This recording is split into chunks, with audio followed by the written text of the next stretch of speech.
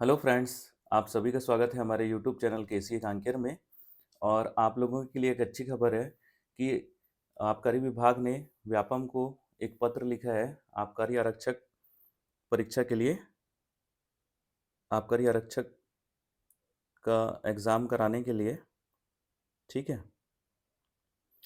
और हमारे संस्थान में इस पद के लिए 1 अप्रैल 2025 से क्रैश कोर्स भी प्रारंभ होने जा रहा है।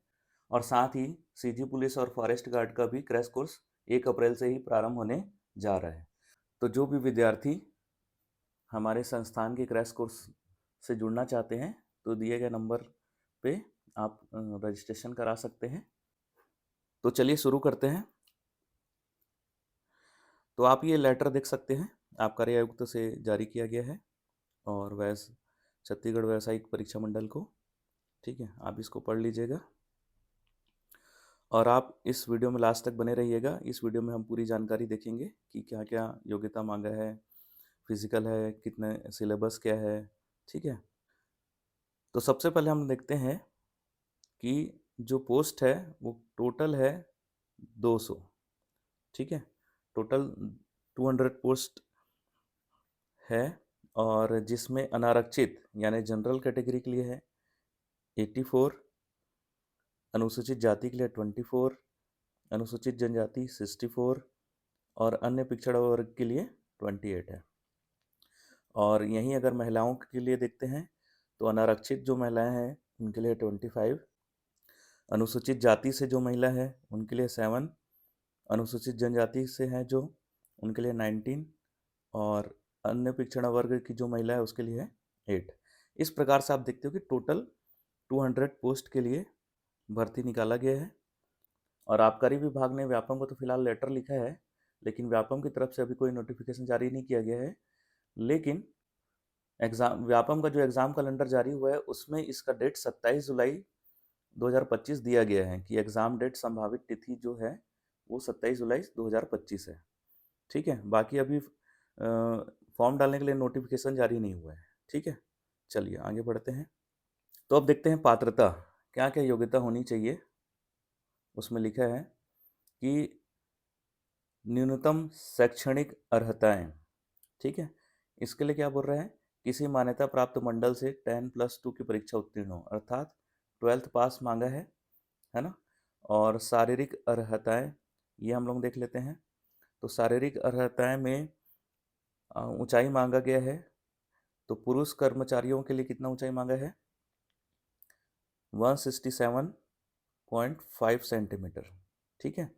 और अनुसूचित जनजाति के जो अभ्यर्थी उनको थोड़ा सा इसमें छूट दिया गया है, उनके लिए 165 सेंटीमीटर ऊंचाई मांगा है। और सीना जो है वो सभी के लिए है, समान स्थिति में 81 सेंटीमीटर है। और सीना अगर फुलाएंगे तो वो है 86 सेंटीमीटर। ठीक। और महिला कर्मचारियों के लिए जो ऊंचाई है वो है 152.4 सेंटीमीटर। ठीक है, चलिए आगे देखते हैं। अब जो आयु सीमा है वो है, यहाँ पे लिखा है, आवेदक ने 1 जनवरी 2025 को 18 वर्ष की न्यूनतम आयु अनिवार्य रूप से पूर्ण कर ली हो। अर्थात आपका जो न्यूनतम आयु है वो 1 जनवरी 2025 को 18 वर्ष हो जाना चाहिए। ऐसा नहीं है कि अभी मार्च चल रहा है, जैसे 26 मार्च है तो 26 मार्च को 18 वर्ष हो रहा है, ऐसा नहीं। आपका 1 जनवरी या उससे पहले 31 दिसंबर 2024 को भी अगर आपका 18 वर्ष हो गया है तो आप फॉर्म डाल सकते हैं। लेकिन अगर आपका उम्र 2 जनवरी 2025 को 18 वर्ष हो रहा है तो आप फॉर्म नहीं डाल सकते हैं। ठीक है, तो न्यूनतम आयु 18 वर्ष है और अधिकतम आयु उसने लिखा है कि 30 वर्ष। ठीक। लेकिन अगर आप छत्तीसगढ़ के निवासी हैं तो आपको इसमें 5 वर्ष का और अतिरिक्त छूट दिया जाएगा, यानी कि छत्तीसगढ़ के निवासियों के लिए अधिकतम आयु 35 वर्ष दिया गया है। ठीक है। और 35 वर्ष जो अधिकतम आयु है इसमें भी अगर आपको छूट मिलेगा यदि आप अनुसूचित जाति से हैं, अनुसूचित जनजाति से हैं या अन्य पिछड़े वर्ग से हैं। ठीक है, तो आपको उच्चतर आयु यानी कि जो 35 वर्ष है ना उसमें भी 5 वर्ष का छूट मिल जाएगा। यानी कि जो SC ST और OBC वाले हैं, है ना, वो 40 साल की अधिकतम उम्र तक फॉर्म डाल सकते हैं। ठीक। और जो महिलाएं हैं छत्तीसगढ़ की, ठीक है, कोई भी महिला चाहे वो सामान्य वर्ग से ही क्यों ना हो, उनको उच्चतर आयु सीमा में अधिकतम 10 वर्ष तक छूट मिलेगा। अर्थात जो अधिकतम आयु था 35 वर्ष, तो छत्तीसगढ़ की जो महिलाएं हैं उनको 45 वर्ष तक का छूट दिया जा रहा है, यानी कि अधिकतम आयु उन लोगों के लिए है 45 वर्ष। ठीक, ये सभी के लिए है। ठीक है, अब आगे देखते हैं। देखिए यहाँ पे मेंशन भी किया है, सभी छूटों को मिलाकर अधिकतम आयु सीमा 45 वर्ष से अधिक नहीं होगी, यानी कि अधिकतम आयु लास्ट जो है वो 45 साल तक है। ठीक है, अब हम देखते हैं परीक्षा पद्धति।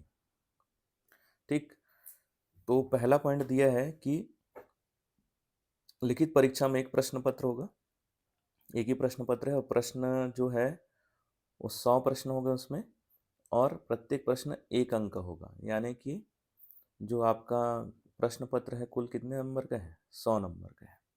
ठीक है, और सभी प्रश्न वस्तुनिष्ठ प्रकार के बहुविकल्पी होंगे, यानी ऑब्जेक्टिव वाले होंगे, आपको टिक करने वाला ABCD में कौन सा आपको सही लग रहा है ऐसा वाला।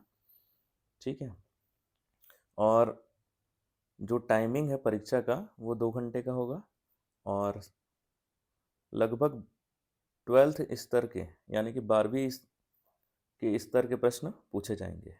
ठीक है, और यहाँ पे आपको ध्यान देना है, कई लोगों को डाउट रहता है कि माइनस मार्किंग है कि नहीं, तो यहाँ पे क्लियर लिखा हुआ है। देखिए अगर आप एक प्रश्न सही करेंगे तो आपको 1 नंबर मिलेगा, क्योंकि 100 प्रश्न 100 अंक है ना। और अगर आप यहाँ पे आगे लिखा है एवं गलत उत्तर या एक से अधिक उत्तर अंकित करने पर ऋणात्मक अंक प्रावधान होंगे, तो कई लोग पहले ए लगा देते हैं, फिर उनको लगता है कि नहीं भाई ये तो लगा दिए हैं, ये तो गलत था, बी लगा, फिर उसको बी में गोला कर देते हैं। तो ये अगर आप दोनों 2 गोला कर दिए तो यहाँ पे डायरेक्ट लिखा है कि उसको गलत उत्तर माना जाएगा। तो आप अगर 1 लगा दिए हैं तो उसको वहीं छोड़ दें, दोबारा 2 गोला लगाएंगे तो हो सकता है आपका ये सही भी हो जाए, लेकिन आप 2 ऑप्शन में अगर गोला करते हैं तो वो ऋणात्मक माना जाएगा, और गलत उत्तर के लिए 1/4 अंक काटा जाएगा। 1/4 यानी कि 1 नंबर का 1/4, यानी कि वो आता है 0.25। ठीक है, तो आपका जो माइनस मार्किंग है 0.25 माइनस हो जाएगा गलत करने से। ठीक है, और अगर जो प्रश्न आप छोड़ेंगे उसमें कोई माइनस मार्किंग नहीं होगा। ठीक, अब हम देखते हैं कि सिलेबस क्या है इसका। ठीक है, इस एग्ज़ाम में सिलेबस क्या रहेगा, तो आप देख सकते हैं सबसे पहले जो दिया है सामान्य अध्ययन यानी जनरल स्टडीज़, और ख़ासकर ये जो है वो इंडिया GS जिसको हम बोलते हैं वो है। और आप देखो ये इसका वेटेज कितना है, 33 नंबर का है, और 33 प्रश्न पूछेगा। तो सबसे पहले आपका जो दिया है पहले नंबर पे है भारत का इतिहास एवं भारत का स्वतंत्रता आंदोलन। ठीक है, फिर है भारत का भौतिक सामाजिक एवं आर्थिक भूगोल, फिर है भारत का संविधान एवं राज्य व्यवस्था, फिर है भारत की अर्थव्यवस्था, सामान्य विज्ञान एवं प्रौद्योगिकी, इसके बाद है भारतीय दर्शन कला साहित्य एवं संस्कृति, समसामयिक घटनाएं एवं खेलकूद। ठीक है, यानी कि आप समझ सकते हैं करंट अफेयर का। ठीक, तो ये इंडिया GS का पोर्शन है जिसमें 33 प्रश्न पूछेगा और 33 अंक के रहेंगे, इसका वेटेज बहुत है, यानी कि आपको इंडिया GS में ज़्यादा फोकस करना पड़ेगा। इसके बाद देखते हैं छत्तीसगढ़ का सामान्य अध्ययन, इसका भी वेटेज इंडिया GS के बराबर है, क्योंकि ये भी 33 नंबर का है और 33 प्रश्न है।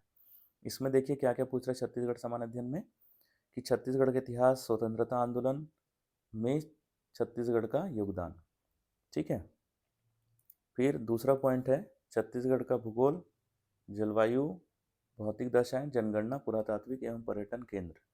ठीक, तीसरे में है छत्तीसगढ़ की कला एवं संस्कृति, चौथा है छत्तीसगढ़ की जनजाति, पांचवा है छत्तीसगढ़ की अर्थव्यवस्था, छत्तीसगढ़ का प्रशासनिक ढांचा, स्थानीय शासन एवं पंचायती राज, और सातवां छत्तीसगढ़ की समसामयिक घटनाएं यानी करंट अफेयर। यानी कि 66% जो वेटेज है वो तो इंडिया जीएस और छत्तीसगढ़ जीएस का है। ठीक है, इसके बाद सबसे ज़्यादा समस्या होती है मैथ्स जिन लोगों से नहीं बनते हैं। ये एग्ज़ाम उनके लिए बेनिफिट है क्योंकि यहाँ पे मैथ्स का वेटेज को कम कर दिया गया है। केवल 7 नंबर के 7 प्रश्न आएंगे मैथ्स के। ठीक है, और आप देख सकते हैं कि बहुत सारे लोग ऐसे होते हैं जिनसे मैथ्स बनता ही नहीं है, तो वो बाकी एग्ज़ाम में पीछे रह जाते हैं। तो ये एग्ज़ाम उनके लिए है जिनका मैथ्स कमज़ोर है। ठीक है, आप इंडिया जीएस और छत्तीसगढ़ जीएस को अच्छे से पढ़ के ये एग्ज़ाम क्रैक कर सकते हैं। ठीक, उसके बाद है सामान्य हिंदी। सामान्य हिंदी के भी 7 प्रश्न 7 अंक के रहेंगे। और इसके बाद है छत्तीसगढ़ी बोली, वो भी आपका जो है 7 अंक 7 प्रश्न रहेगा। और तार्किक एवं बौद्धिक क्षमता, यानी कि ये रीजनिंग की बात कर रहे हैं, तो ये भी 7 अंक का ही है और 7 प्रश्न है, यानी कि आप रीजनिंग और मैथ्स ये मिला के केवल 14 क्वेश्चन आ रहे हैं। जिनसे मैथ्स नहीं बनता उनके लिए तो ठीक है, डरने वाली बात नहीं है, लेकिन रीजनिंग तो आप बना ही सकते हैं, रीजनिंग ईजी रहता है। मैथ्स में आप थोड़ा सा वीक है तो आप बाकी पोर्शन से आप कवर कर सकते हैं, लेकिन फिर भी आप इतना कठिन तो नहीं आएगा कि आप नहीं बना पाए, साथ में कुछ तो बना ही पाएंगे। तो जो आपसे अच्छे से बन जाए वो आप सॉल्व कर लेना। ठीक है, और बाकी अंग्रेजी, अंग्रेजी का वेटेज तो सबसे कम कर दिया है इसमें। ठीक है, सबसे कम वेटेज है इंग्लिश का, 6 अंक का 6 प्रश्न। ठीक, तो आपको यहाँ पे ध्यान देना है, आपको सबसे ज़्यादा ध्यान देना है कौन से पोर्शन में, इंडिया जीएस। इंडिया जीएस में सब चीज़ पूछ रहा है, हिस्ट्री, ज्योग्राफी, पॉलिटी, इकोनॉमी। और छत्तीसगढ़ का सामान्य अध्ययन उसमें भी सभी पूछ रहे हैं। ठीक, तो ये था आपका पूरा डिटेल आपका आरक्षक से संबंधित। और कोई भी अगर आपको डाउट हो तो कमेंट बॉक्स में आप पूछ सकते हैं। और अपनी तैयारी को पॉजिटिव वे में जारी रखें। और वीडियो अच्छी लगी हो तो लाइक, शेयर और सब्सक्राइब जरूर कीजिए। Thank you.